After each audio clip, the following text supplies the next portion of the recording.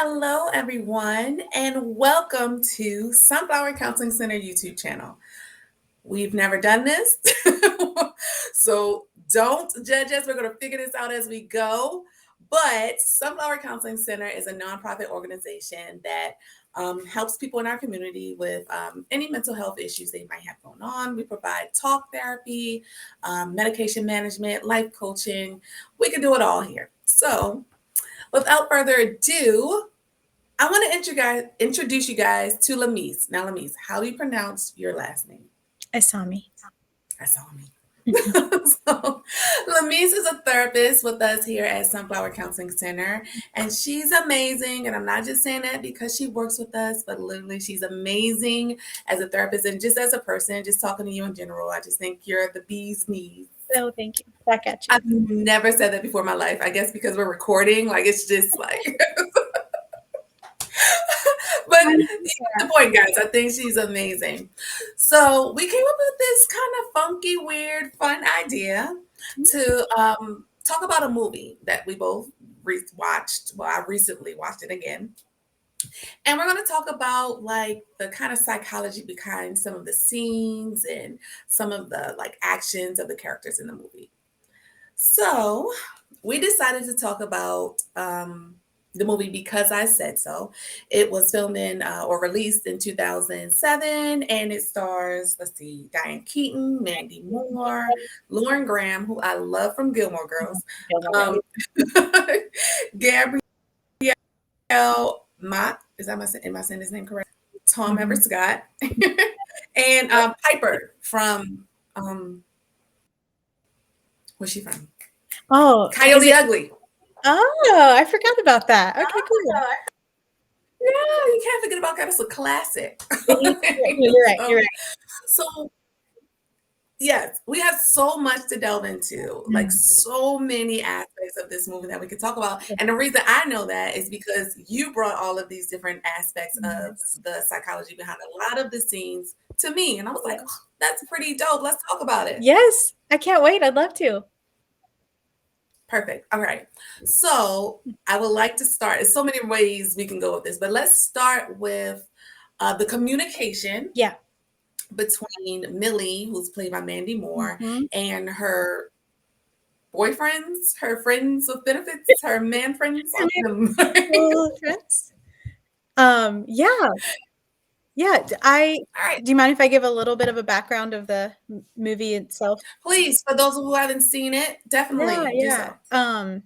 So Mandy Moore, main character, but Diane Keaton is her mom, and I would say she's as much of a main character too. I think she plays a huge influence on all of this. So basically, Millie's mom, she has 3 kids, and Lauren Graham, like you said, is one of them, and then Piper, what's her name, is the third sister. There's all 3 sisters. Mandy's the youngest sister. Sorry, we'll go with her character name, Millie. She's the youngest sister, and she is the only one who's unmarried, and she's the one who everyone kind of is like, oh, you don't have your life together kind of thing, even though she really does. She owns her own business. She's a baker, and she's a caterer, does all these things. She's amazing, but her mom is also unpartnered, and her mom is doing a lot of projecting her own insecurities and anxieties about being alone onto her daughter. So what she does is she sets up a dating website for her daughter, and this is like before the apps. This is like Match.com stuff.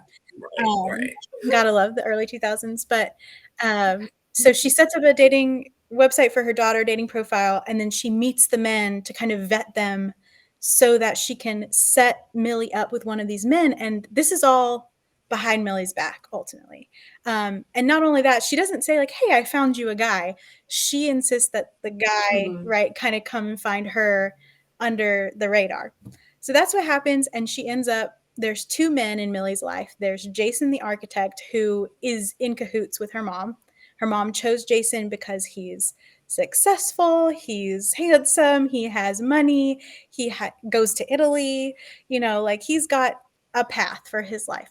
And it's very mom approved. And then you've got Johnny, who's also in Millie's life, who came into Millie's life because he saw her mom while he was performing like as a musician in the hotel where she was interviewing these men. And he was kind of like, what are you doing? This is kind of ridiculous, but he finds Millie too, um and his her Millie's mom does not approve. I think that's probably clear, but yeah, he has a child. He lives with his dad. He's a musician. She doesn't like that. He has a tattoo. She doesn't like that. Kind of classic like things mom doesn't approve of. But Millie is Right. dating both of these men, and they don't actually. Yeah, so she's dating both these men. I was going to say they don't know about each other, but I don't want to say too much in that direction. But what you notice, what I wanted to talk about is the different ways that she communicates with each one, because with the architect, with Jason is his name, she feels that same level of like, oh my gosh, I have to impress him. He's so impressive. I have to change who I am to kind of fit into his mold. And so you'll notice that she'll start to talk about things that she's interested in, and then she'll immediately shift into, wait, what do you well, like trying to gauge and attune to what is he interested in? What would he like she starts to talk about the buildings around her and saying like, I just love old architecture, but he's a modern architecture. And so she's like, I mean, there's great things about modern architecture too, right? So she's Right, like right, very much trying to appeal to him and what she thinks he will want to hear. Um, she's just really anxious about being herself. And because the thing is that when she is herself, he is condescending with her and he's dismissive of her feelings. She uses the word great a lot to describe, as an adjective, to describe what she's thinking about and what she's feeling. And he passively aggressively makes a comment about like, there are other words besides great that you could use. And it hurts her feelings, but she can't let him know that, right?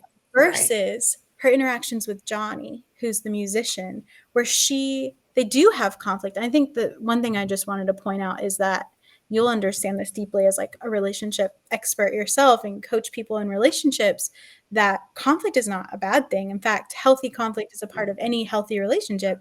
It's really about how you Agreed. navigate it that matters so much. And so you see the way she navigates conflict with Jason is to shrink and to be less of herself, to avoid being shut down, to avoid being stonewalled, to avoid being dismissed and condescended.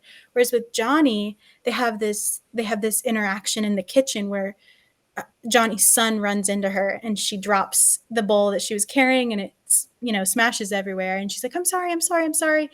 And just as apologizing, I can't believe I did that, I'm so off, something's going on. And he's like, it's okay. Really, it's okay. You stop apologizing. And what she says is, what's wrong with us today? Instead of what's wrong with me or what's wrong with you, she Hmm. groups them together immediately, and she's able to voice her feeling and her concern. And he comes back at her with not only with like kindness and understanding, but he's also mirroring what he says. Instead of saying what's wrong with you, he also says, he used us language and he said, we're just having an off day. It's okay. Right? Hmm. So he's Hmm. going with we instead of you. And so they have this Yeah. foundation of we are in this together, you and me versus the problem. Whereas with Jason, she seems to feel like he's against me and I have to do everything I can to get him on my side. But with Johnny, he's already Hmm. on her side. And so she's free to be angry. She's free to be hurt. She's free to be anxious. She tells him that, like, I feel that you are, what was it she said to him? She said, like, I kind of like feel like you're criticizing me. And he apologizes, right? And he said, that's not my intention. And one thing that I love that he does, which is a technique that the Gottmans talk about, is he did like a soft startup, right? With the we're just having an off day. It's all right. And then he takes her hand and he draws a red heart on her hand, right? I know that was so sweet. And it diffused the tension, it diffused the Right. moment, and it regulated her nervous system and his, and it allowed them to kind of come back to what's good about us. Hmm. First of all, we're Hmm. us, not you versus me, Right. it's us. And second of all, like, we're gonna get through this. And he tells her, he's like, we're just having an off day. We might have 100 more off days if we stay together. It's just part of it. And he kind of clears the air around one moment of rupture can end in repair instead of abandonment or instead of rejection. Yeah. So um, that was a really important, like, example of the two different types of ways we can have conflict in relationship. Oh, you're so smart. So smart. Okay, so many things like the us versus you or me. I love that. Huge. Um it's so huge because it's not putting someone like in a, like you said, like in an offensive mode or shrinking them.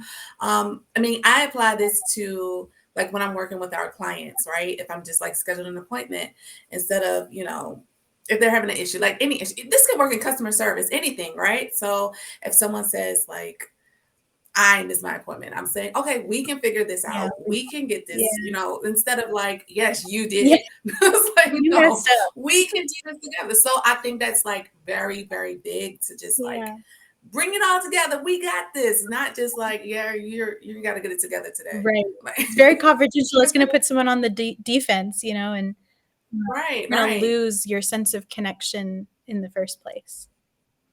Right. And it automatically makes someone feel not only like bad that it happened, but defensive. Yeah. Like, I mean, I only missed my appointment because like Right. it's kind of like Right. it makes them feel like that they have to defend what happened or Totally. but when you say we, it's like, oh Do yeah, this together. we do have Yeah. this. We can get it You're not together. alone. So I think Yeah. that's huge. Great. Um Another thing that I wanted to talk about when it came to Millie and the communication, like I feel like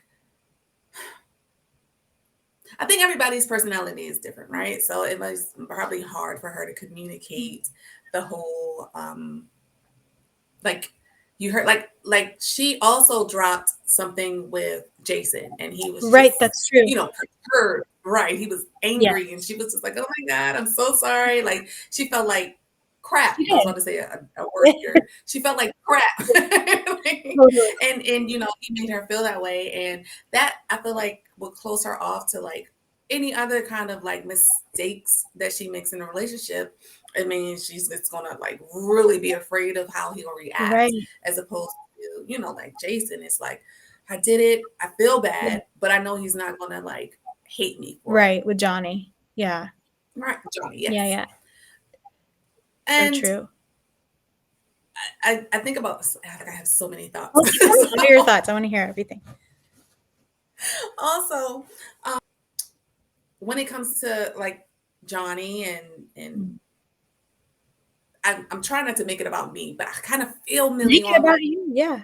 yeah, like I've dated guys who like had the money, had Mm. the career, had all of this, but I could not be I felt like I could not be myself. Like I felt Mhm. like, I had to like sit proper all the time or whatever the case may be. I just didn't feel like myself as Right. opposed to my other friend who may not have had the career, may not have had, lots of money, but he was fun. He was caring. He made jokes and I felt like myself. So I'm Yeah. like, do I go with the guy with a stable career and I see a stable Yeah. financial future, or do I just like want to be more me, be Yeah. more comfortable being myself? We can grow together, but Yeah. I feel like my love and my heart went for the guy who I felt comfortable around as opposed to the money and the status and all that Yeah. stuff. So is that a thing? Like how often do you come across situations like this, or do you? Because I feel like Mhm. that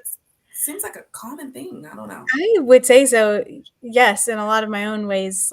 But I love that you said, I'll come back to that in a second. I just wanted to point out that you said, we can grow together Mm. versus like you are successful and I want to hitch my wagon to yours. Right. So you Yeah. and I we're the same and we can grow Mhm. together and that's so much more exciting. Honestly, it's so much more fun to grow together with someone versus Mhm. feeling like you're always in the behind someone else. Even if Right. that Ooh, seemingly provides you more stability. very true. Yep. Because they could lose all that too. And Mhm. then what do you really have together? No laughter. Right. Yeah.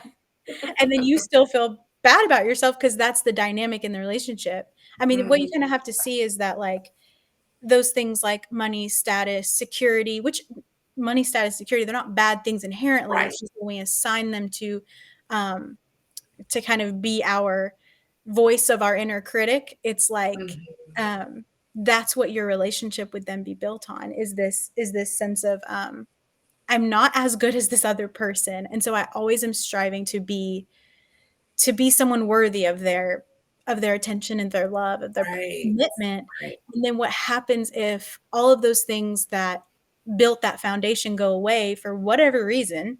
I mean, nothing is guaranteed. Um, Mm-hmm. then even look, you know, even looks like even if they're like so handsome, they could whatever could happen.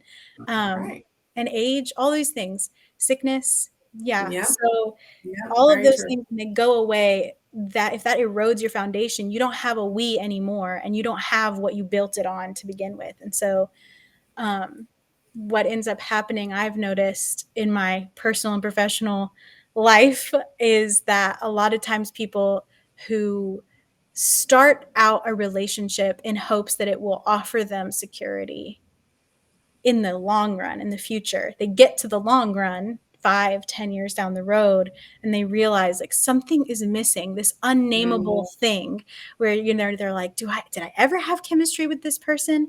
Do I have it now? Like, do I like right. them? You know, like that, those kind of questions start popping up once it kind of wears off this like promise of Right. security.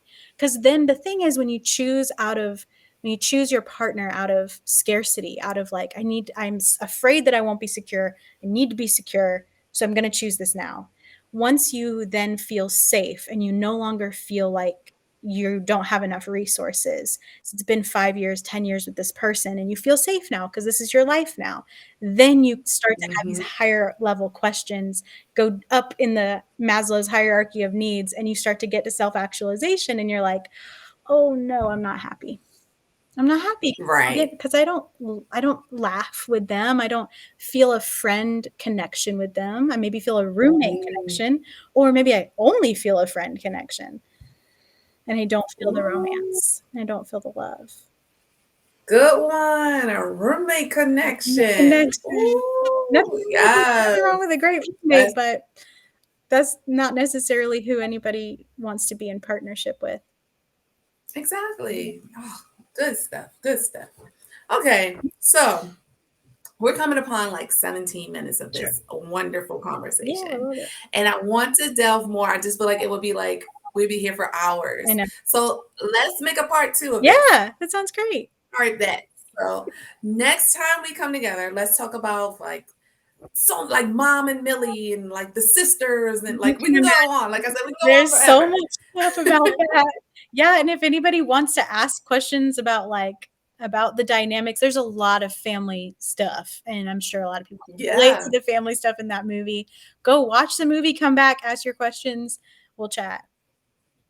Perfect. Good Yeah, point. Yes. yeah. So when we come back next time, we expect you guys to have a lot of comments and questions for Lamise to answer Yeah, I'd love to, I'd because love to. I have plenty and I can go on and Yeah, I want to share this moment with everyone. yeah, So come back with your comments and questions. Go watch the movies like yeah, twice so you don't miss anything. that's right. and It's a really easy watch, for sure. right, it's funny. It's like a romantic comedy. Yeah, So it's funny on top of yeah, like all of this that we can learn from it. yeah. So again, make sure you come back and visit us. I will schedule the next video and just kind of put it out. Yeah. If you go to sunflower or sfcounseling.org, Mhm. I'll kind of list like our next time we're going to talk and it'll be live next time. So it'll be a good So time. join us. All right. So anything you want to add before we sign off for the afternoon? I just wanna say Gabriel Mott is my man. Love him. He's the character, he plays Johnny, and I really rewatched the movie because of him, because I was watching Suits, and I was like, "Oh, He's so he's so handsome. handsome." Perfect. All right. Thank you so much, Lamise. We will see you next time. And thank all of you for hanging out with us just for a couple minutes to talk about Because I Said So. And we will catch you next time. Okay, thank Bye. you.